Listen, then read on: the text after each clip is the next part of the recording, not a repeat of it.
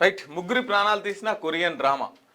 Covid కాలంలో Korean web సిరీస్లు సినిమాలకు అడిక్ట్, స్కూల్కు వెళ్ళడం లేదని ఫోన్లు లాక్కున్న పేరెంట్స్ మనస్తాపంతో ఒకరి తర్వాత ఒకరి ఆత్మహత్య. యూపీలోని గజియాబాద్లో ఘటన. 9వ అంతస్తు నుంచి దూకిన అక్కా చెల్లెలు. కొరియన్ డ్రామా ముగ్గురు అక్కా చెల్లెళ్లను బలికొన్నది. ఈ ఘటన యూపీలోని గజియాబాద్లో చోటు చేసుకున్నది. కోవిడ్ టైంలో కొరియన్ సిరీస్లు, షార్ట్ ఫిలిమ్స్లు, డ్రామాకు అలవాటు పడిన ముగ్గురు అక్కా చెల్లెలు స్కూల్కు వెళ్ళడం మానేశారు. దీంతో పేరెంట్స్ వాళ్ళ నుంచి మొబైల్ లాక్కోవడంతో 9వ అంతస్తు నుంచి దూకి ఒకరి తర్వాత ఒకరు ఆత్మహత్యకు పాల్పడ్డారు.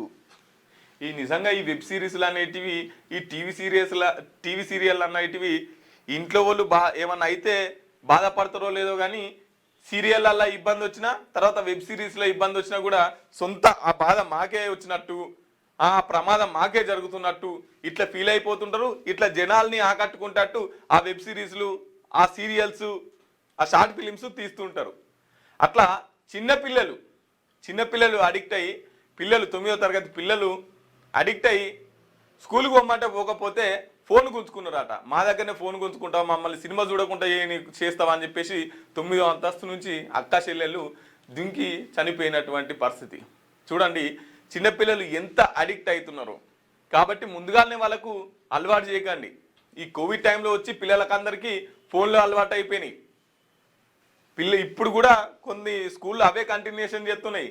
దయతలిచి చిన్నపిల్లలకి ఫోన్ ఇవ్వకండి, మీరు హోంవర్క్ అని చెప్పేసి ఫోన్లో వర్క్ ఇవ్వకండి. చిన్నపిల్లలకు ఎంత దూరంగా ఫోన్లు పెడితే అంత మంచిది. ఇటువంటి ప్రమాదాలు సంభవిస్తున్నటువంటి పరిస్థితి. ఏమైంది, ఆఖరికి సినిమాల కోసం ప్రాణాలు తీసుకుంటున్నటువంటి పరిస్థితి.